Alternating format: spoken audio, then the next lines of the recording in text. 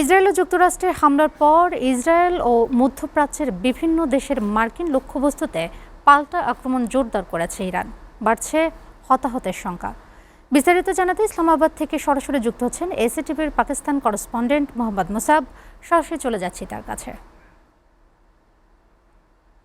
Hello মুসাব, welcome to SATV news.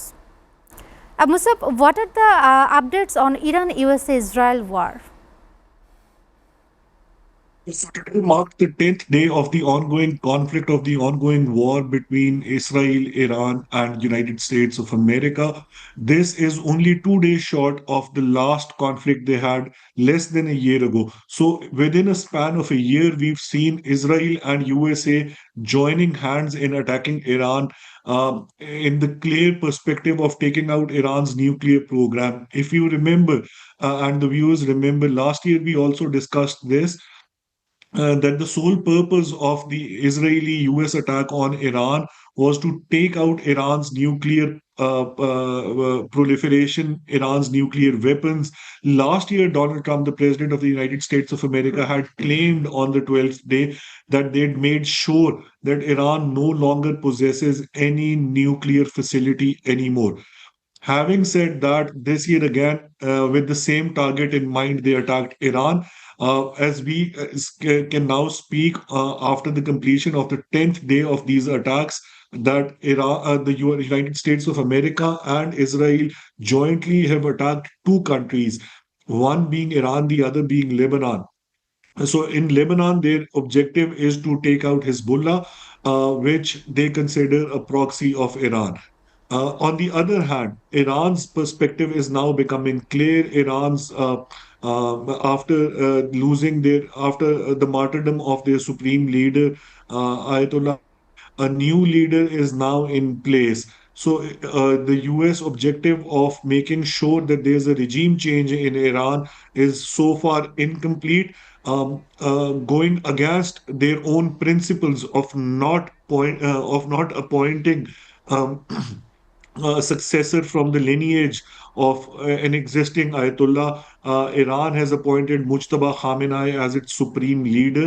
The Council of Clerics did this last night after our last talk, which happened during the 10 p.m. bulletin. This news came late last night. Thousands and thousands of people have taken to the streets in Iran, in major cities, including Isfahan, including Tehran, including Qum, including Mashhad, where they've pledged support. So the US objective of making sure that they obligate the Ayatollah's successors, making sure that they have a friendly regime in place, has now faced another threat, because Mujtaba Khamenei is being seen across the world as somebody who's more of a hardliner than his own father, the late Ayatollah Ali Khamenei. So Mujtaba is somewhat not in the plans of US and Israel. We'll see how they respond to this. But at this point in time, Iran's tactics of bringing in all of Middle East into this war has so far succeeded to be true.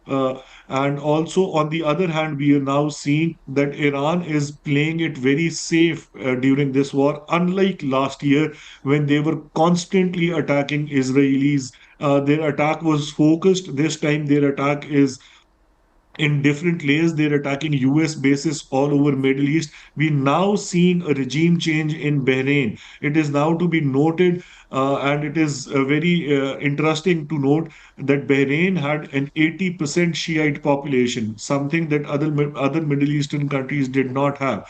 And we also know for sure that three US fighter jets, three birds were down in Bahrain, and later it was claimed by the US officials that these birds were downed due to friendly fire, not by the fire of the enemy, which is Iran in this case. So Iran, so far, its objectives are now becoming clear. They're draining the US economy. This war is costing the US and Israel a combined $1 billion a day, which is huge. Also, the impact on global economy is so big. Because of the closure of Strait of Hormuz, we can now claim this for sure that the European allies NATO has not come into this war as was being expected by the United States of America. Although Europe claims that they're not in favor of the Iranian regime, that they despise the Iranian regime, that they take it as aggressors, that they take it as exporters of terrorism worldwide, but they're not becoming an active part of this war. Even the French president today, Emmanuel Macron, while standing in Cyprus, said that an attack on Cyprus is an attack on Europe. He said that whatever France is going to do is going to be purely in defensive measures. So no aggression will come from the European allies, the NATO allies of the United States of America in this war. As the 10th day closes, civilian deaths toll increases every passing minute. Lastly, I would also like to point out here that Iran and Israel are both now targeting population, a civilian population in each other's countries. Iran is targeting through cluster munitions in Israel's most populous areas. Israel is doing the same. Iran is responding because Iran knows that this is a long war. This is a long drawn war. Thus, they're responding not like they were responding last year when they were firing hundreds of missiles a day, every day. They're now firing probably less than a dozen missiles a day. So they're relying more on drones. What comes next is yet to be seen. This week has opened up as expectations are now growing for negotiations to take place, but so far no serious effort is being seen. Iran's stance is clear that if any negotiations are to take place, the sole objective of them will be a complete ceasefire and international guarantees that they will not be attacked again. On the other hand, the US and Israel will come to the negotiation table, keeping in mind that they want a favorable regime in Iran. What will happen next, or whatever happens next, we'll keep updating the viewers of SATV through this platform.